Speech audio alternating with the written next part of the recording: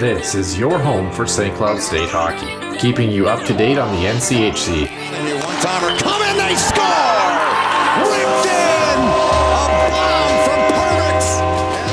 Women's WCHA. So Dana Rasmussen fires and she scores! Dana Rasmussen for the Huskies alongside The National Hockey League. Dwayne Kaprizov in for a chance to win it! He scores! Kirill, the thrill is for real! Welcome to the NHL, a game winner!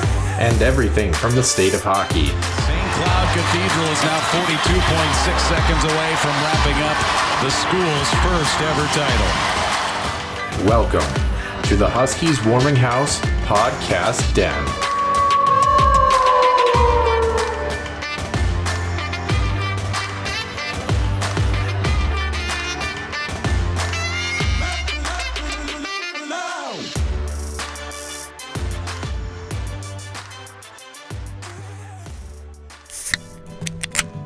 The Huskies Warming House podcast is also brought to you by the Soda Pod, home of NCHC college hockey news and more. Stay wild and up to date with new episodes throughout every week. Find them on Apple Podcasts, YouTube, and other podcast platforms. And welcome into the Huskies Warming House podcast, episode 168 here in the den. Nick Maxon, Noah Grant, as always, ready to bring you another show, and we continue rocking and rolling with some previews. Our first stop on the men's side of things in the NCHC, and Nick Maxon gets to host that segment. Very excited to talk about the Miami Redhawks, and Nick is very excited, chomping at the bit, so to speak, to get things rolling there. I'm very excited to see what he has in store for us. Other than that, we just have a couple of quick Huskies tidbits here in the main portion of the show. It actually kind of leads us into, I think next week maybe might be a really good plan for us to really maybe just take a small little deep dive into the draft. Now, before anybody panics and says, wait a minute, you just revamped the show. What do you mean the draft? Talking about the NCHC specifically, and to a lesser extent college hockey, because the rise of college hockey has really been exciting when it comes to the NHL level, especially at that draft level, and even like U.S. National Development Program type things that push into, Nick, I think you can kind of attest to this, guys, that we say, oh yeah, he's U.S. National Development, but it's like, oh, he's going to Minnesota, always going to Wisconsin, a la a Minnesota Wild draft pick that played at Wisconsin last year, right? Among other things. So I don't know about you, Nick, but I'm really excited about that. So, yeah, I mean, and again, it's a very quick sort of, what do you call it? It's one little straw out of the bundle, but it's one that's been getting more attention. And I think it's important to at least recognize that college hockey it used to be, okay, it's still a secondary, right, to the CHL and to the development leagues up north of the border.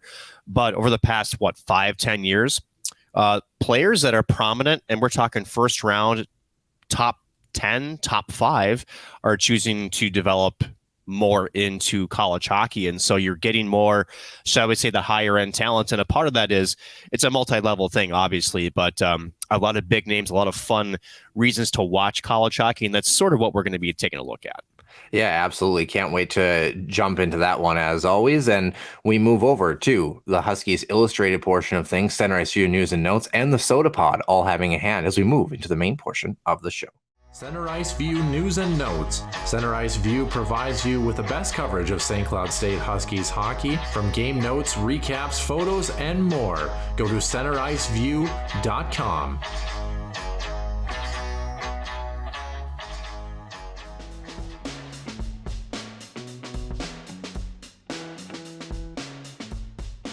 Welcome into the main portion of the show, and no, your ears are not deceiving you. It's Nick Maxon hosting this week's episode here on 168 here from the Warming House 10.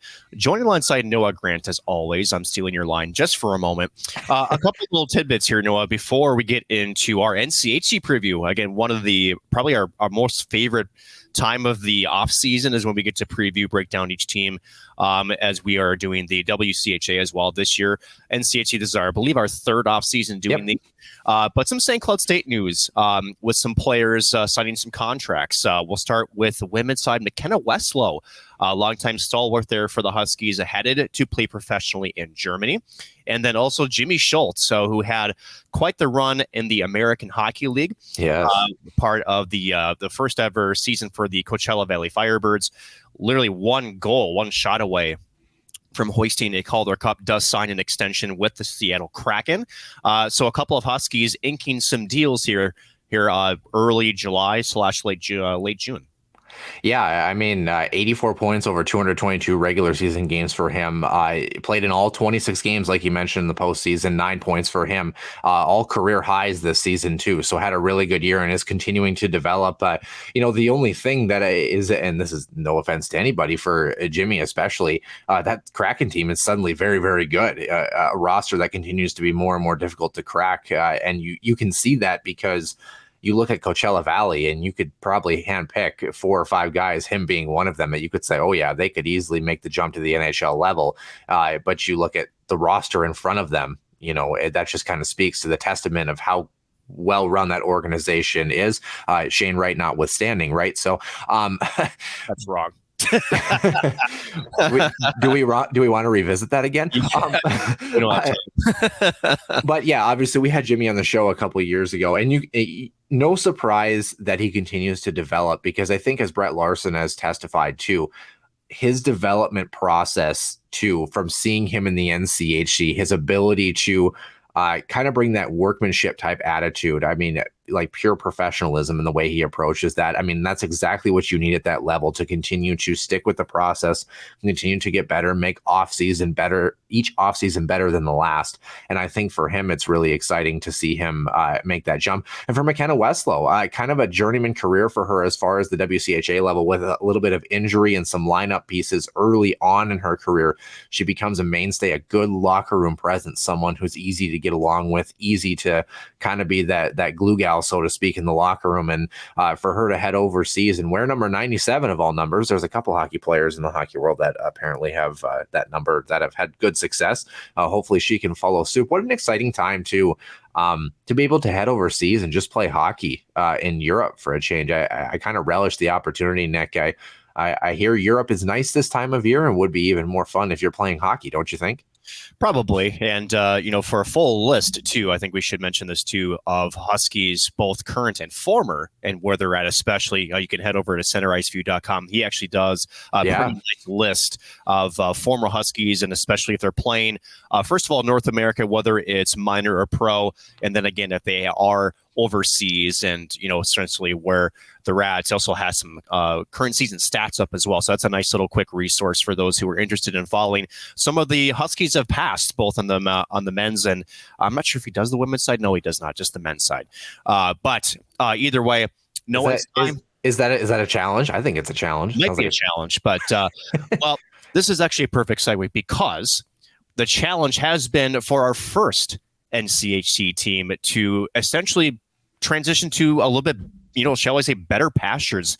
And yes, we are talking about number 8 Miami. We do have them picked to finish last in the NCHC. And Noah, let's just say this: if the lease wasn't short before, I can't imagine it's even longer, if not shorter, right? So for the Miami Redhawks, again, a team that shall we say, before last season, when I had the chance to sit down and talk to both Chris Bergeron and their former captain, and the name of the gentleman is escaping my head, so I apologize in advance, but they really felt like they were ready to turn a page. They really felt like maybe some players, maybe some attitudes that were maybe being a damper, and I'm saying that lightly, had been, shall we say, exited stage left. So they were ready to essentially take back the locker room, be a more positive message. Unfortunately, didn't really transition to success on the ice. So overall, 8-24-4 on the season. Within the NCHC, 3-18-3. So another tough outing. Chris Bergeron entering his 5th season here at the helm. A lot of chatter, especially from us here in the media, about his job security. But let's just say that at least there has been no indications above him that his job is in jeopardy. But I would imagine coming from Bowling Green, mind you, he had really good numbers with the Falcons coming over. In fact, he was supposed to be the savior, per se, right, to turn over the Miami Redhawks and to essentially ascend back into competition for the NCHC.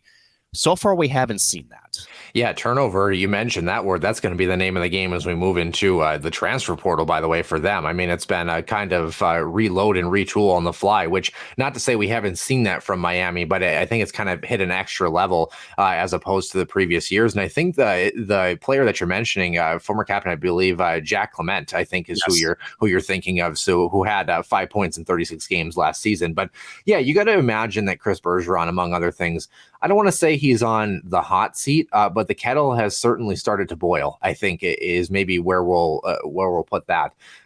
Miami has been in a spot, unfortunately, where we've picked them to finish last in the NCHC for all three of our previews now in season number 3.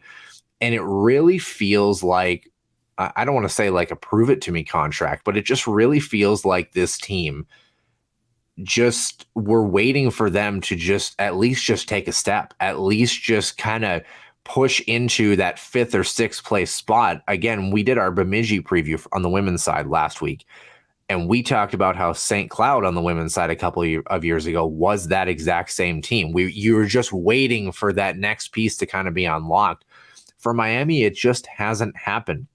And it hasn't happened in a couple of facets. Number one, it hasn't happened with core groups that they've retained, and it hasn't happened with guys either coming in from the transfer portal or even worse, guys not deciding to stay and choosing to go the transfer portal route. And the couple of guys, for example, Ludwig Pearson headed to North Dakota in the goaltending side, that hurts. That hurts this program that is already kind of circling the wagons a little bit, not gaining any traction. Then you lose guys who go, okay, now I've got my foot in the door in college hockey. Now I've had a good year or two in the NCHC. Why would I want to finish 8th anymore? And it becomes this perpetual cycle here. And Nick, I got to ask you, is this something that you feel, it doesn't feel player driven, because obviously what player wants to lose and what coach wants to lose, but does it feel like maybe Chris Bergeron, when we talk about him, great guy, fantastic human being, very honest in his approach to the game, but does it feel like maybe, I don't want to say he doesn't have a grasp on the locker room, but just maybe isn't able to unlock what they intended for him to unlock when he signed that big contract? A lot of the power, or shall we say a lot of the influence, maybe is the better word, at head coach has is in the messaging, right? And that's something that I've been critical on with Chris Bergeron too in the past 3, if not 4 NCHC media days. The message has been identical, and that's been essentially, we need to put the boots on, we need to go to work, we need to show up every day. It sounds like to you and I, and maybe to a lot of other folks who are listening to this in college hockey, maybe quote unquote the bare minimum, right? But it just sounds like, as a head coach, you have to be able to, I don't know if you want to call it tweak a message, and deliver it in a way where it's you're trying to get the message across, but also trying to inspire, right? And you kind of wonder where that is. You kind of wonder what Chris Bergeron and what his approach is, because a good, shall we say, comparison to this is Chris Mayotte with Colorado College, and some of my coverage with the Frozen Faceoff and CC's rise to essentially an NCHC championship game, right? One of the things that Chris Mayotte said about Brian Yoon, right, one of their 5-year captains on defense, was he could have transferred out. He stuck with the process, and these are with tears flowing down these guys' faces. You talk about the relationship building, and trying to essentially push the team and each other to reach that common goal. And it sucks for them. You could really feel the emotion and that relationship on stage. And I don't get that same sense with Miami that locker room is as tight. Now, granted, do we know that for sure? Absolutely not. But he was on full display for Colorado College. I just haven't really seen something similar coming from that Miami locker room, the face of the organization, right? So at the end of it, it is, you kind of wonder what the next step is for Miami, or what would, shall we say, employ a change if that's what's necessary. Because I want to throw this back to you, because you yourself have been on a college hockey team. You've been in locker rooms, right, where personnel's, it changes every year. That's the nature of college hockey. But from a player's perspective, right, we could say it's the coach or your teammates I would argue it's got to be both. It's got to be a harmonic sense, right? Yeah, it certainly does. And again, I know we've kind of alluded to this, but my freshman year in college, of course, we win a championship back-to-back years, but my freshman year was a group that was far less skilled than the second year that we went on a run. But it was a group that was a lot more fun to play hockey with. It felt like kind of this almost Cinderella story, so to speak, if you want to be cheesy about it. Sophomore year, you bring in some guys that are really good. But it kind of feels a little more professional. It feels a little more black and white, cut and dry. This is how we're doing things kind of thing. And both groups found their motivation. In fact, our sophomore year, the motivation was we weren't too thrilled with the head coach.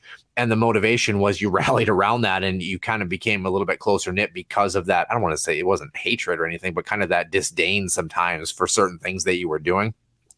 But that group was much different. It didn't feel like it had that magic that the previous year did. It was still a great year of hockey, quite obviously. But each year changes, like you mentioned. I think the words that we're looking for when you mentioned, especially Chris Mayotte in Colorado College, buy-in, right? We just don't see that right now for Miami, but it's weird. And I know we're getting to the schedule from last season, but it's interesting. You start the year with a tie and a victory against Ferris. You beat UMass Lowell in a split. You sweep Canisius. Okay, so actually a pretty okay start, to the year. You lose in a shootout to CC. You beat North Dakota in North Dakota despite posting 14 shots on net. You beat St. Cloud, who at that point was a top 3 team in the country, 5-0. And then you followed up, sent Huskies fans pretty much of, HE double hockey sticks, for lack of a better phrase. Yeah. And then you come back from the holiday break beating Niagara, and then to throw Huskies fans into a scare again after going on a, what would this be, 7-8 game losing streak. You have 2 pairs of shootout losses against St. Cloud in St. Cloud's building. And then you finish the month of February with a 4-1 victory against Duluth, who really needed those points to climb in the NCHC. This team has these random pockets where it's like, where did that come from? And I don't know if it's a where did that come from or how do you get that to stay? I think is the better question. Is this team has, I feel like a couple of years ago, this team was more a team that it felt like, boy, they can't buy a hockey game. They can't. This year, you get this team on a power play. You gave them a chance to string a couple of goals together, and suddenly they were actually able to control portions of a hockey game. It's not like it was invisible. Granted, they had really great goaltending that it's going to be really hard to replace this upcoming season. But what is it about this team, Nick? I'm not really sure that, are these just blips on the radar, or is there something to be said here if they can keep the rest of this new incoming core together and replicate that? Can they build on this? Can they have more of this where it's not like, oh my gosh, they beat North Dakota, but they were outshot? It was, oh, they beat North Dakota and shots were 22-23. Yeah, I'm not sure. But in the sense of, taking a bigger look, right? Because you're a stats nerd, right? Let's take a look at some of those team stats, right? Yeah. So goals, 73 that they scored throughout the entire season. They gave up 137. I'm not a math person, but that's not the best margin. Not great. Minus 64 if I'm doing that off the top of my head. Goals per game averaging 2, gave up 3.8. That's not good. So shooting percentage, whatever, right? But here's the big one for me. So power play. You mentioned power play, 16%. So it's not terrible, but certainly not, in the upper echelon of what we've seen for the NCHC. Now, here's the thing. Penalty kill. This is where it really hurt them a bit. Their opponents were averaging 23.7% conversion against Miami. So that penalty kill, kind of an Achilles heel, right? Because there were times, like you mentioned, where Miami was keeping things close, and sometimes it was that man advantage that they were against, is where either a lead was stretched or a tie was broken. Yeah. It seemed like you could just feel the energy and the shoulder slump on the Redhawks bench, right? So, a couple of things there. Now, when you think of some of those general characteristics, right? Now, mind you, these are very surface numbers, but offensively, defensively, not great. But I think, as you mentioned, we're going to get to, shall we say, a big name that's left is Ludwig Pearson. A big reason why they were in these games. He's gone now. So these numbers, unless somebody else steps up, likely to change. Yeah, well, I think the other stat that stands out to me too, and maybe tells the story over the course of a season, 6-5-2 when scoring first. So we talked about even this team, and when they carry a lead after the first and second period, obviously they're giving themselves a chance. But after the first period, they're 4-3 with a lead after one. When they're tied after one or two, they only won 3 games out of whatever this would be. I'm trying to do math in my head, like 17, 18 games total. They're just, even when they're hanging around in games, they're not able to close. And I think that that's maybe the next step here is you get that good goaltending. You get somebody who keeps you in a hockey game, but you can't find that extra offensive punch. You didn't have a guy that you look and you said, oh yeah, like, they stay in this hockey game and that top line is suddenly just going to, continue to roll and they're going to pop one at some point, right? You didn't ever really get that feeling with Miami most of the time, unless they got a man advantage. Then the power play had a chance to really work and maybe string a couple of goals together, potentially on a major penalty kill, right? But yeah, this team, I don't really know what the answer is for them, but I think you have to start with the idea that you've kind of leaned on that Achilles heel, that crutch that was Ludwig Pearson. You have to find a way collectively to be better in front of the blue paint, inside the box, inside the house, in your own end. You have to work defense first. One of the themes that we're going to kind of go through for some of these teams, women's and men's, that are on the lower end of where we believe they're going to finish, is they have to take care of their own end. You can't be on offense if you're not taking care of your own end. Miami, it's been no secret, they've been under duress quite a while in a lot of these hockey games. Goaltending notwithstanding, the structure has to be there. The structure can't falter. They have to start from the middle, push things to the perimeter. You'll take pucks from the outside all day. Goaltenders will take that as long as they're not being redirected or screened. They'll take that. Right now, Miami, just too many high danger chances in the middle of the ice. So when they're in a 2-2 hockey game, it doesn't feel like, oh, it's 2-2 and there's this push and pull and maybe they can grab the next one. It's 2-2 and they better hang on for dear life and hope they get 1 or 2 rushes this period and pop one, because otherwise they're in trouble. So I'm not really sure what the answer is, Nick. I wonder how this roster turnover is going to look for them beyond Ludwig Pearson, but he is a massive void in net that doesn't get any easier when your defensive structure, like Miami's has, breaks down against some of these high-end teams, your Denvers, your St. Clouds, your Omaha last year, Western Michigan. It starts to become a really difficult perpetual cycle that you struggle to get out of. And I think that's almost a perfect way to talk about some more players that have exited, right? Yeah. So Ludwig Pearson, probably the number one player that has exited Miami.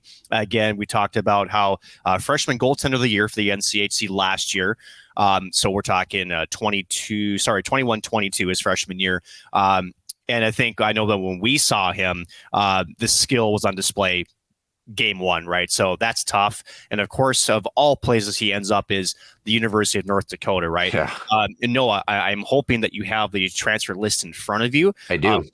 Some of the other names that Miami is losing, because right after that, we'll to be talking about some of the players coming into Miami. There's like you said, a lot of turmoil with this roster, but first, the players that have left Miami.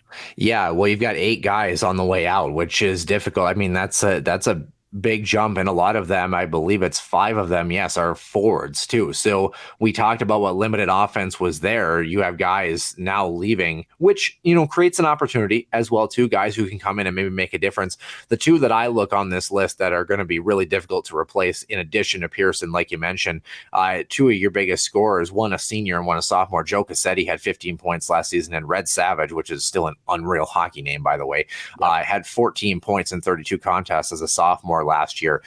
You're going to miss both of those guys. And Red Savage is headed to Michigan State. Have not heard anything about Joe Cassetti yet. He's a 2-time transfer, of course, played at Merrimack before that. So you got to wonder if maybe a 5th-year option is not out of the question for him. But at the same time, right now, he's currently in the transfer portal and has been since March 18th. So I wonder if other teams have shied away from that because of the lack of success that Miami has had on the offensive side as well. And of course, he played heavy minutes because he was a top line guy for them. But yeah, you're losing a bunch of guys that and a couple of defensemen too. I mean, you're losing a D pairing, right, as well. So I think the difficulty for this team, again, we've talked about it, is you have a couple of guys, Joe Cassetti and Red Savage, who have been there for a couple of seasons, if not more. You lose guys that, when you look at players that have had offensive success on a team like this that has limited offensive punch, and then you see them trying to move on to different places. Joe Cassetti, maybe a bit of a different story, but Red Savage for sure is going to be a junior next season. That's a difficult move for them. Now, to their credit, and I think we'll get there too, Miami has done well to not only probably waiting on a freshman class because of COVID rules. I'm sure they're waiting on a couple of bodies to come in. And they've also brought 5 back in the transfer portal as well too, Nick. So I got to imagine that is going to make a big difference for them down the line in terms of them knowing that they still are, and we've talked about this with Arizona State and their potential to join the NCHC. Miami is still a destination, partially because of their previous pedigree, partially because of the NCHC. Players still want to play here. Transfers from ASU, ironically, Long Island, Massachusetts, Niagara, and Wisconsin, respectively. Couple of players that can play here. So we'll get to them in due time, Nick. But is there anything that you see in that transfer portal list too, or is it just kind of more the volume of losing 8 players? Not only is that an on-ice factor, but as you alluded to, I mean, it's a complete shakeup in your locker room. There's no doubt about it. It's also doesn't help that it's some of your higher end talent, right? That want to win, that they want to, compete. Again, the one thing that's going to eventually start hurting Miami, and I think it already has, is they haven't had great success, both in conference as well as non-conference action, right? And when you do get to land these recruits, some of these higher end talent, and you're hoping to start to build something, right? I think as a coaching staff, as a fan base, right? You're like, okay, great. Whether it's a freshman or it's a transfer addition, and you get this sort of, little burst of new life. Like, okay, this is where we're going to start to turn a page and become more competitive. And then you get a situation like last season where, again, only 8 wins. And so these higher end talent look at their hockey careers, which is part of the equation, right? Yep. And they want to have a shot at a professional career. And they say, you know what, this isn't where I'm developing. The mood in the locker room isn't probably fantastic when you have a record the way that you are. I need to get out of this because this is not helping my aspirations, right? And so then these high-prized players move on to quote-unquote greener pastures, and you're left as a Miami squad, and in fairness, spinning your tires. And I think that's what's been really tough for Miami. Just no real anchor, right? Just no real players that have just cemented themselves and said, we're going to work our way through this. We're going to be here through it all. They just haven't had that yet. Now, granted, lack of success has a big part to do with that. So how do you fix that, right? As that is, well, you make roster changes, right? You can't control the players that are leaving, but you certainly have a say of the players coming in. Let's start there because as far as we know, only 3 freshmen on Miami's roster, at least that I can see. One is a Minnesota native that I got a chance to watch quite closely, Teddy Lagerbeck. He's actually a transfer coming in from Arizona State. So I apologize. He's not one of the freshmen. He's a freshman in my head, but I was thinking because he had his freshman season last year at Arizona State and didn't really actually see a whole lot of action. Only fact he appeared in a couple of games. But first freshman listed for Miami is actually coming over from Cedar Rapids, from Riga, Latvia. That's Bruno Bruveris. So 6'0". He's a goaltender. They need somebody to come in. A goaltender, yeah. They need that. So that's at least a start, right? And then you have another freshman from Odessa, again in the null, Tanyan Bazier, coming from Shaker Heights, Ohio, as a native there. And then the other freshman that I see, another Riga, Latvia native. So again, we're seeing a lot of, shall we say, sort of like St. Cloud rates. Or sometimes if you're having trouble recruiting in state and in the region, sometimes you go to those European connections. Remember, old assistant coach for St. Cloud was very keen on doing that. I probably will butcher this name, so I apologize. Rihards Semanovic, coming over from Riga, Latvia. He was with Amarillo in the NAHL. Those are the 3 freshmen that I see, but also a plethora through the transfer portal. Noah, this is where I'll turn it over to you. Yeah. Also, when you mention that European connection, the Ludwig Pearson is definitely not a North American name, so to speak. So they've done it before. Yes. There's no doubt about that. Teddy Langerbach, like you mentioned, also 30 games for him, by the way. Actually, 7 points. Really 30 games. 30 games for ASU, 7 points in the season, so good for him. Spencer Cox, he'll be a junior next season on the back end. They're only defenseman they're bringing in. He's from Long Island, or he played for Long Island, I should say. I don't know if he's from Long Island. 13 points in 34 contests for him. Ryan Sullivan and Braden Morrison, respectively, both forwards, will be a senior and a junior, respectively. Not many points for them, a little more role guys from UMass and Wisconsin, respectively, with two great programs. I mean, if you're a role guy at Wisconsin, well, maybe not last year, but Wisconsin and UMass for the most part, I mean, those are teams that have that pedigree behind them. And then Albin Nielsen is kind of the cream of the crop in terms of point production, at least here. Will be a fifth-year player, played in 40 contests last season for Niagara, had 24 points. So you wonder how that will translate to the NCHC level. And you look at this group, again, like we mentioned, 4 forwards and 1 defenseman. So I'm imagining one of those defensemen coming in, or one of those freshmen coming in, has to be a defenseman from the list that you just pulled from. But more importantly, as we talked about previously, guys that are exiting, Joe Cassetti being one of them, right? 15 points in the season, actually tied for second in team points with PJ Fletcher, who will be a senior this season, and Matthew Barbolini, who had 25 this year, was kind of the go-to guy. He'll be a senior this season as well, too. You look at those guys, Max Dukovic as well, who had 15 points as well as a freshman, by the way. You continue to hang on to him and build something there. There is a core for this Miami team to build around. The transfer guys have to assimilate. We've talked about this with St. Cloud, and for Miami, it's not just 1 or 2 guys, it's 5, right? Plus 3 incoming freshmen, potentially a 4th. You never know if they pull a guy in late. That's a big challenge for this Miami roster to try to gel early. And we always use that phrase a lot with teams, is with a lot of turnover, similar to Bemidji State on the women's side last week. Your key for them was for them to gel early with all of this turnover and all of these changes here. You have to feel like the personnel that Miami went out and got is not a bad get, considering all of the guys that they've lost, and they've still retained a couple of core guys that can put the puck in the net. There's no doubt about that. We don't want to be totally negative about the offense. There are guys who can produce here. The question is, how well do you believe that these guys and these transfers are going to translate into the NCHC level in terms of their production? That is the question, right? And I think for the Redhawks too, again, and it's a lot of, shall I say, when we look at the transfer portal, it's a little bit from everywhere, right? Air Force, right? UMass, Wisconsin, LIU, just, to give you a little bit of a breakdown. So you're getting different forms of hockey, right? Because we know that different conferences play different styles, right?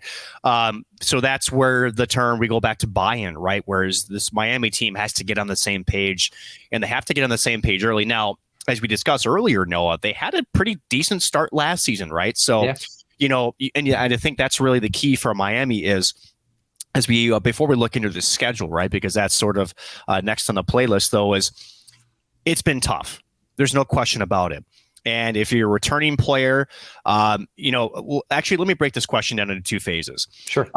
As a returning player, you have to be able to wipe the slate clean, right?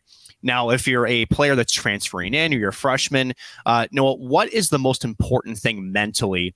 Because I would imagine these players know what they're getting themselves into, and I don't mean that disrespectfully, but this team has struggled a bit. But how do you approach a season where, instead of, shall we say, continuing from the past and allowing that to creep in your head, how do you look at it as more of an opportunity to essentially, be the difference maker versus just perpetuating the norm? Yeah, it's interesting. An individualistic trait from each of these guys is going to turn into team success. And it's not often you say that in hockey, but what I mean by that is, if every single one of those guys, first of all, put that past history behind you, like you mentioned, don't grip the sticks too tight. It's going to be what it's going to be. When you come into a hockey game, and every guy does this, but to find a different level, I think, is what Miami is looking for. Every guy has to be on their A game. It sounds obvious, but if every guy has that total buy-in of saying, okay, I'm coming in as a transfer, I'm going to be a difference maker on this team. I want to be a top 4 guy. I want to be a top pairing guy. I want to be on the power play. I want to prove to the coaching staff that I can make a difference at this level. When you foster that kind of competition, and make no mistake about it, when you lose 8 guys in the transfer portal, you bring in 5 on the return side, and you bring in 3, maybe 4 freshmen as well. including that goaltending spot that is now wide open, you better believe that there's competition at every position, at every possibility. I would say besides maybe Matthew Barbolini and to a lesser extent, PJ Fletcher, maybe just because of his experience, and maybe Hampus Rydqvist as well on the back end, there isn't really many names here that you can say, yep, pencil them in. They're going to be in this spot come starting lineup. Every guy, if they bring that compete level, if they bring that extra gear in terms of their individual efforts, they're going to push each other as a team. And then you start to get to that point where they've worked so hard individually to each be better at their own craft that now you look around at opening night, you've got a bunch of guys who have developed internally almost by pushing themselves farther and farther. And then you start to see guys, now we're all in the lineup together. Now we've kind of gone to war together before we've even started the regular season. Now we're willing to lay down for each other because I know that this guy next to me, he's an animal in the weight room. He's been there at 6 o'clock on a Saturday morning. He's been there after practice doing plyo, after training camp, whatever it may be. You see that effort. It pushes you to be better, which pushes the next guy to be better. And then you look around and realize you've got 25, 26, 27 guys that have all put in the effort and all put in the work. The results, like I said, they're going to be what they're going to be. You know, if you struggle to find offense, if you struggle to find victories, that is what it is. There is no replacement. And you want to talk about one point where we give Huskies fans a hard time, but they are absolutely 110% right every time on this. There is no replacement for a 110% effort level.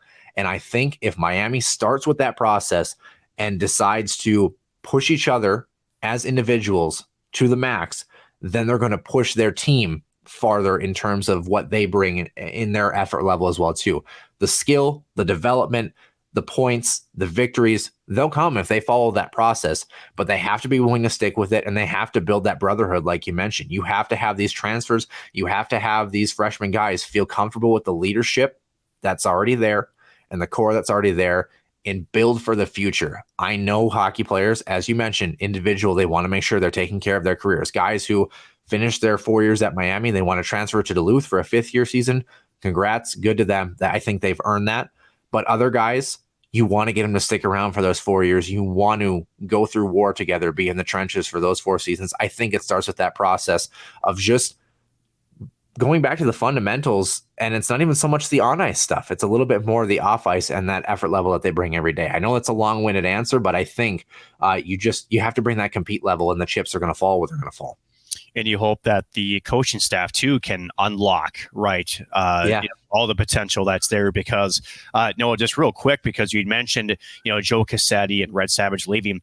Beyond that, they still returning Matthew Barbolini, who was their lead scorer, right? PJ Fletcher, just name a few. They're returning a lot of their top end point scorers. Yeah. So it's not like, where, and some of the other NCHC schools, St. Cloud included, where you're going to have this year, every 3-4 years, where all of a sudden your upperclassmen, that one group that is your primary point producers, all of a sudden they're gone, right? Whether it's to graduation, to broke contracts, or sadly to the transfer portal. Miami is in a position where, like you mentioned, they have a core that can build around of. And, as long as they can complement each other, and again, just build confidence, right? Sometimes it's just about building confidence. To do that, let's look at the opportunity they have on this schedule, Noah, because I think this is going to be a kind of an interesting schedule to look at. Now, mind you, Miami has never been huge into their non-conference schedule, like in terms of, shall I say, rivalry matches like we see with St. Cloud, but they're going to open the season. And this is kind of fun. How about this? At our old head coach's stomping grounds, a couple of games at Ferris State to open things up on October 7th and 8th. They will then return home to play Canisius and then welcome Arizona State for back-to-back home weekends before they get to NCHC scheduling. So 6 games to open things up. Yeah, already know there the competition there. I mean, it's there for the taking. It's there to build confidence, because at the end of the day, we know how important the NCHC is. 6 games here, 6 times to try to get assimilated and try to get your feet together as a team to get ready for the gauntlet that is the NCHC schedule. Yeah, interesting first NCHC opponent as well too. But You want to talk about October 27th and 28th. You want to talk about a litmus test and a prove me game or set of games here. Arizona State coming to town to visit the Redhawks. You got to believe there's a little bit of an extra bit to that. I think in multiple facets. I think for ASU, obviously off ice things and their proposal notwithstanding, they want to prove that they can compete at that level, which they've shown it before, but they want to prove it again. And for Miami here, man, you just want to build some traction against somebody who's, let's be fair, both in media and on our show, has been a talking point related to Arizona State. You want to kind of silence the naysayers a little bit. And I think, we've talked about this before. We hope every team has success to the point where the NCHC is well driven and extremely competitive here.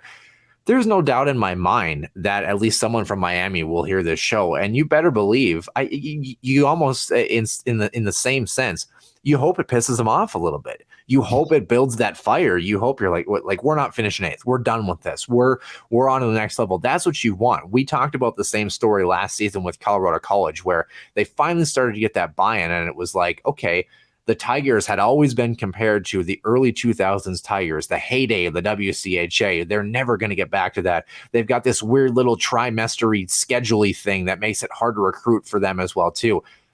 They're kind of getting over the hump now. It's Miami's turn to be that next team to finally pull themselves out of the basement and climb that ladder here. You got to believe that last non-conference matchup, their 5th and 6th games of the season, maybe have an extra chip on their shoulder when you have a program that is, to be fair, relatively new in Arizona State that wants to come knocking on the door and join the party. I got to feel like that's going to be an interesting matchup, so to speak. And then, of course, jumping into NCHC action, there's a team on this list that continues to seem like they keep getting the first matchup for a lot of these NCHC teams. Any idea who it is, Nick? I have an idea, but also to add a little twist to that, this will be the first ever matchup head-to-head between Miami and Arizona, too. I just double-checked that. I thought you were telling me that there were no rivalry games on this schedule. Well, it might turn out to be one. You never know, right? You do wonder if just the timing of that, too, because, again, we're expected essentially to hear more of that proposal over the next couple of months, or shall we say petition's probably the better word. But more importantly, it could be ratified or approved by December. So you talk about late October. Oh, boy, that's going to be a talking point for sure. Yeah. But it will be St. Cloud, as you mentioned, our Huskies that will open up NCHC play at the Herb Brooks National Hockey Center for Miami. So, again, you talk about going into the thick of it right away. And then it is for the Redhawks going back home against CC at UND. And then a odd little non-conference thing here in the middle at the end of November, right after holiday break. Holiday break. It's a home versus Mercyhurst. I had a chance to not that long ago visit their barn, very old school barn, but very cool, very intimate location. They're up in Erie, Pennsylvania, right on the lake. And then to finish off NCHC play, it is the Bulldogs again at Miami to finish things off. They do play another non-conference series just before the turn of the new year against Niagara. That will be in New York. So a little bit of speaking of travel woes for Miami. That'll be fun. That'll be kind of fun. Yeah. But then again, this is where the money makes it here at the casino. It's at home versus Western Michigan, and then it's 2 straight away contests with CC and Duluth, and then you're home against North Dakota, and then against St. Cloud. You're only playing Denver once, and unfortunately for Miami, it is in Denver, and then it's at home versus Omaha, and then you finish off the season at the Lawson Lunatics with Western Michigan. I think it's pretty safe to say that, again, no matter which team we go through the NCHC, I mean, that schedule always looks daunting, right? But for Miami, right, we do emphasize that start, right, before the holiday break. If you can get some traction, if you can build some momentum, you can build some confidence, you just never know what can happen, right? Again, they had some marquee victories last year. The step this year, no, and I would imagine this is sort of where you're going with these comments is, now can you repeat that? Can you be more consistent in those efforts? Yeah, and I think, again, with Arizona State, that would be a big statement to earn a split, for example, in that weekend and, kind of feel like you get good traction. Yeah, the first half of this schedule is almost, I want to say, a little bit ripe for the taking for this team if they can find traction early here. St. Cloud, CC, North Dakota, but then you have essentially your Mercyhurst weekend for the holiday weekend. You play Duluth, and then you're actually into the holiday break before coming back, like you mentioned, against Niagara there. That's a good little stretch where you have a chance to kind of recoup, recalibrate, so to speak, and maybe earn some crucial NCHC points. And even the second half here, they only played Denver and Omaha once, like you mentioned, near the tail end of the schedule. But other than that, I mean, the gauntlet is there for everybody at the end of January, early February. It's no different for any team. If you get a bye in that stretch, you should be thankful in most cases until you're actually rolling, and then you don't want that bye, obviously. But yep. I think for Miami, you come off the break, like you mentioned, Western, CC, Duluth, North Dakota, St. Cloud, Denver, Omaha, Western. Again, that's a tough second half to the schedule. So there's points that are ripe for the taking in the first half, and you hope by the time they get through the holiday break, they're finding a little bit of traction in terms of their compete level, in terms to maybe earn some splits at least in some of these weekends here, or give some teams fits, push things into the extra session. I think that would be the jump for them, is to, see if they can do that in terms of, we lost to Denver, but we lost 2-1 in overtime instead of, for example, a pair of 7-0 losses last season. So you'd like to change that trend. This team has an opportunity to do it. The schedule is not totally unfavorable, especially in the first half. Like we mentioned, St. Cloud, of course, has them 4 times, and it will be interesting to see how the teams in red clash when they meet in NCHC action. So Noah, normally at this time of the show, you ask me, well, how does St. Cloud beat them, or how does Miami beat St. Cloud, right? That's your bit. I'm going to keep that to you. I'm actually going to finish off the final impressions with Miami with, I think, the bigger question, that is, can they finally ascend? And if so, how do they do it? I know we talked about early momentum, but really, how can they, on paper, on the ice, how can they actually accomplish this? Well, I think your leadership guys, your veteran guys, have to find another gear. And I know that sounds wild, because you look at, like PJ Fletcher, for example, or Matthew Barbolini, and you go, what other gear can they find? They've got to find another one. You can't come into this season saying, yeah, I'm a top line guy. Yeah, I'm, in this position. I'm obviously going to be a producer. I'm obviously going to be relied upon. You almost got to treat it in a weird, crude sense.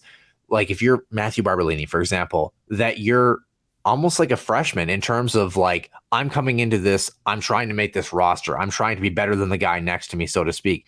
And we talked about that trickle-down effect. If Matthew Barbolini and PJ Fletcher are 2 guys who are trying to outcompete each other at every practice, at every workout, at every whatever have you when it comes to this team, then it has the trickle-down effect for these guys that maybe had middling seasons last year.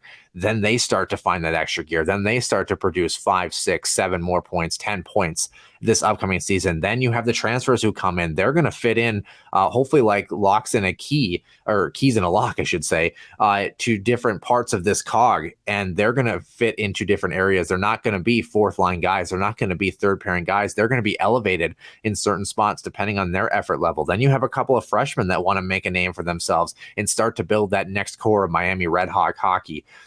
I think it starts with the veteran guys. I think it starts with the example that they set in that locker room. We talked about Chris Bergeron's message. Is it sticking? Is it not? Is there buy-in? I'm not really sure. Honestly, who gives a shit? I think what it really comes down to is, do the guys in those locker room, I don't know who the captain will be this season, but do the guys in that locker room look up to those veteran guys, and do they see that example being set? Do they see those guys willing to go that extra mile, that extra effort? Whatever cliche you want to throw at it, it's got to happen, because those guys, again, need to find that compete level. You compete a little bit harder. You play with skilled guys. The skill gets a little bit better. You start to make plays a little more fluidly. Power play starts to look a little bit better. A little more confidence in the PK. Able to establish zone time. Suddenly you look around. Oh my gosh, we just beat North Dakota on a Friday, and it's 2-2 heading into the 3rd on a Saturday. Suddenly the process starts to work. It starts with those veteran guys. Regardless of the coaching staff, there has to be buy-in, and there has to be camaraderie from those leadership guys, those guys that have been there before. They've shown they can produce on a limited offensive potential squad. I think if they're able to do that, 8th place might not be their finishing place in the NCHC. And then final question, Noah, before we close out our preview of our last place team in the NCHC. And I think maybe we should frame this. We actually hope, just like we did with Colorado College, we hope that we are wrong in this situation, right? it's going to be a challenge, right? It's going to be a bit of a mountain to climb. And we've asked this question before, but how much pressure is on this coaching staff? Because mind you, Chris Bergeron entering his 5th season, so it's all his recruits, it's all his moves, right? His assistant coaches too, coming over, I believe his associate head coach also came over from his staff from Bowling Green. So you could have sort of this, oh geez, kind of a clean house. I mean, is that really possible if Miami doesn't at least show that there is improvement, and whether it's through exit interviews or I think especially on the standings, could we see a mammoth change in leadership if Miami this season does not produce better in this conference? Yeah, I mean, you hope it doesn't come to that, right? You right. Talked about that, where you hope that there's buy-in here. And again, I don't know, when you've been there as long as Chris Bergeron has, I don't know if it's something that does get a little bit stale or not, or maybe just doesn't resonate as well. And when you're not winning hockey games, things just seem a little bit more bleak. There's no doubt about that. When you go on a losing stretch, regardless of any team, ask a Huskies fan when they, don't gather many points in a row of 5 or 10 hockey games. It's not fun to do our little bit, I'll tell you that much. But I am kind of inclined to believe, at least maybe on the head coaching side, that there wouldn't be some pressure to finally feel like things are going to flip over. Arizona State's going to have an impact on that as well, too, depending on what the NCHC does. That group the timing might be right for a full flip over, regardless if they have another season where they struggle and Arizona State comes into the fold. I don't really know. But again, as we talked about, too, in some senses, the players, we talked about that accountability. You have a chance to pick up Chris Bergeron in some senses as well, too. Do your job. Do what you have to do. And I don't know how the administration looks on this program, too. It might look at that point where you say, these guys are giving 110%. We're playing our best hockey. We're just not getting bounces. We're just not getting victories, whatever it is. Or maybe the message is resonating and they do trust the process with him. But you got to feel like at some point, when you're starting to lack success year after year after year after year, it just feels like maybe a change is on the horizon. The Redhawks have a chance to stall that or even forego it completely if they have a really good season. I think it starts again with their veteran leadership and their ability to make things happen on the ice. And that starts with the off ice. It starts 3 months prior in training camp. It starts with assimilating those guys into the college campus. And then after that, hopefully the Redhawks do find some success. The NCHC will be much better for it now that CC has found a groove as of last season. If Miami could do it too, it's already a tough conference to earn victories in. Having that 8th and final team rolling on all cylinders would make for some seriously exciting hockey. And more heart attacks for Huskies fans too. And honestly, I mean, the Big Ten, if what we feel, and this is a side note, but what the changes that Wisconsin. It's basically Minnesota State 2.0, but Wisconsin already on paper looks a hell of a lot better than what they did, right? And they were sort of like the one outlier, right? Imagine, and maybe this is something we should pay attention to, Noah, is how the Big Ten will look now that every team is essentially a gauntlet and a competitor in that conference. Not to say that Miami and CC aren't, right? But it's different, right? The skill level hasn't been there. Again, the wins, losses haven't been there.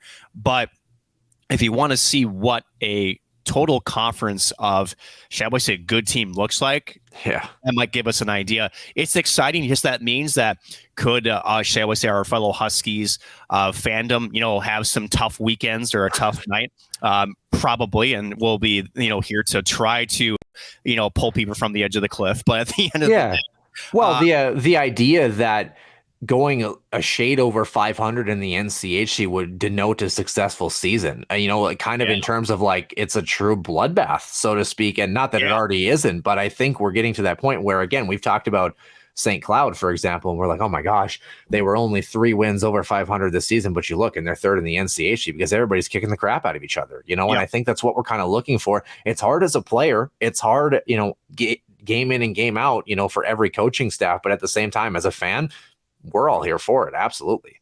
And as a player, it builds, sort of that character and, shall we say, that resiliency as you get to the pro level. It doesn't get any easier. It gets harder, right? No, I believe that concludes our preview for the number 8 Miami Redhawks here in episode 168. Do you want to take us through the preview? What's coming next week? Yeah, we have a preview coming up next week. Like we mentioned, we're going to talk a little bit more about the NCHC and see kind of how the draft unfolded for them, as well as maybe some other NCAA tidbits as well related to the draft. A lot of college hockey players that were picked in really high selections in the draft and really going to teams that really identified their value. So we're really excited to talk about that. And then we continue on with the women's previews here. Our second women's preview, team number 7 in terms of the finishing order, we'll move into next week. And Nick, I'm going to be a good child from now on. I'm not revealing who we have coming up until the shows come out. So from here on out, our teams will be kept under wraps, under lock and key. So the women, of course, coming out next week in the second or whatever it would be, start of the third week of July. And then we move on to number 7 on the men's side as well, too, and take a look at what we think in that conference. Nick, as always, also, the Huskies Warming House podcast is brought to you by the Soda Pod. Stay wild and up to date with all things in the state of hockey, as well as CenterSU.com and Huskies Illustrated. Like you mentioned, a great home for all these tidbits for our aforementioned men's side of the draft next week. Your home for all things St. Cloud hockey, including the latest news and photos of your favorite Huskies. So, Nick, fantastic job, by the way. I like it. It's the template you followed was really awesome, by the way. I wonder who put that together, but you got 8 bullet points. Good for you. I'm gonna chalk that up as a plus on the scorecard.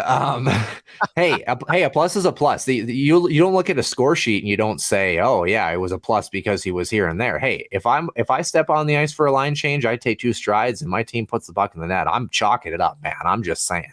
I will say this: I've been doing some Thursday night softball, and it's been more pluses than minuses. So I'll take it. So I'll put it to you this way, Nick. I benefited from the plus, but you were my teammate who put the puck in the net this week. Can we call it that? I'll give you that. How's that sound? I mean, first time for everything, but I had the footage that would say otherwise, but that's okay. I'll give you that one. How about that? Okay. Well, if you're so good at this, how would you like to close out the show? Good luck with that. Sure. Thank you again for tuning into episode number 168 here. Our first ever for this year's NCHC preview. Again, we are picking the Miami Redhawks to finish 8th in the NCHC. And for next week, we'll be talking about our 7th pick for the WCHA and the women's side. Stay tuned for that. For Noah Grant, I'm Nick Maxon. We will see you soon in the den.